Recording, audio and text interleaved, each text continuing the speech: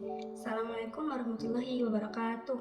Perkenalkan, nama saya Latifah Nafasatu Yusuf, mahasiswa S1 Ekonomi Islam, Fakultas Ekonomika dan Bisnis Universitas Diponegoro dengan NIM 120202191306061. Di video kali ini saya akan mereview sebuah jurnal untuk penilaian akhir semester mata kuliah evaluasi proyek dan bisnis Islam. Penjelasan mengenai jurnal ini akan saya bagi menjadi 6 bagian. Yang pertama ada informasi jurnal, yang kedua ada pendahuluan, yang ketiga ada tujuan penelitian, yang keempat ada metode penelitian, yang kelima ada hasil temuan penelitian, dan yang keenam adalah diskusi. Ya, bagian pertama ada informasi jurnal. Jurnal yang akan saya review memiliki judul Exploring the Resource Manager Role in a Project-Based Organization, atau judul dalam bahasa Indonesianya yaitu menjelajahi peran manajer sumber daya atau SDM dalam organisasi berbasis proyek. Penulis jurnal ini adalah Thorsten Norheim dan nama jurnal ini adalah International Journal of Managing Projects in Business, Vol 11 nomor 2. Bagian 2 yaitu pendahuluan.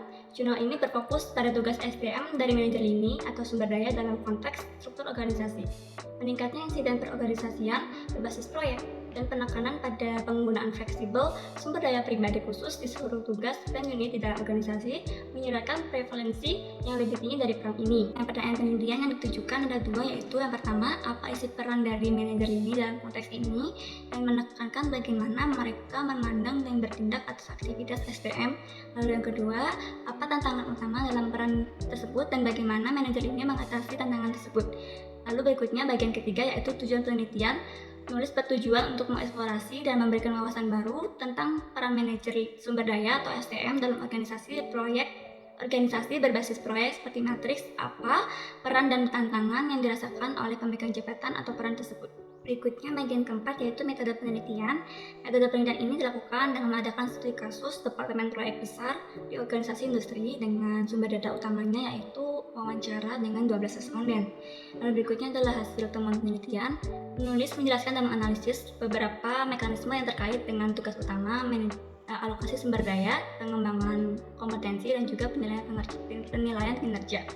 Tantangan utama adalah besarnya pemangku jabatan atau kepentingan, terutama hubungan dengan manajer proyek. Untuk mengatasi tantangan ini, manajer sumber daya terlibat dalam jaringan yang luas dan juga dialog berulang dengan manajer proyek. Selain itu, pengetahuan sistem dan kepribadian yang mudah bergaul dianggap dapat meningkatkan coping atau yang sering disebut dengan perilaku kognitif dalam upaya untuk mengatasi tuntutan internal yang melebihi kemampuan suatu individu. Temuan utamanya adalah bahwa manajer ini pada intinya adalah manajer sumber daya manusia yang melaksanakan tugas pemberi kerja. Di antaranya yaitu alokasi sumber daya, pengembangan kompetensi, dan juga penilaian kinerja berdasarkan wewenang yang didelegasikan. Dalam menjalankan peran mereka, besarnya pemangku kepentingan dan terutama hubungan dengan manajer proyek merupakan tantangan yang vital.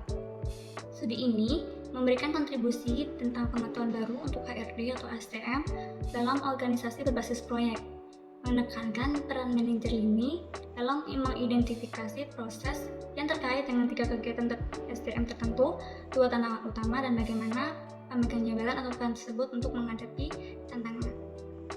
Bagian terakhir yaitu diskusi. Penulis telah menganalisis manajer ini dalam organisasi berbasis proyek dan menemukan bahwa pemegang jabatan bertindak sebagai perwakilan pemberi kerja. Berdasarkan pengamatan ini, penulis juga percaya bahwa peran manajer lini khusus di mana pemegang jabatan memiliki sumber daya tetapi tidak terlibat langsung dalam pengelolaan pekerjaan. Karyawan dialokasikan ke proyek di mana pekerjaan dikoordinasikan dengan dan dipimpin oleh pemilik tugas. Organisasi berbasis proyek sering menggunakan karyawan dari sejumlah disiplin ilmu dan bidang kompetensi tertentu. Dari studi ini, penulis memberikan kontribusi untuk memahami bagaimana kompetensi khusus tersebut dapat dibangun ke dalam suatu struktur organisasi. Dasar pengelompokan karyawan ini biasanya adalah pengetahuan dan juga keterampilan. Jenis sumber daya dan masing-masing manajer sumber daya berdasarkan bidang pengetahuan khusus ditemukan dalam pengetahuan ini. Namun, para manajer ini tidak bertanggung jawab atas pengembangan disiplin itu sendiri. Manajer sumber daya mengalokasikan personel dan bertujuan untuk mengembangkan kompetensi mereka di bidang tertentu. Sekian review jurnal yang dapat saya berikan.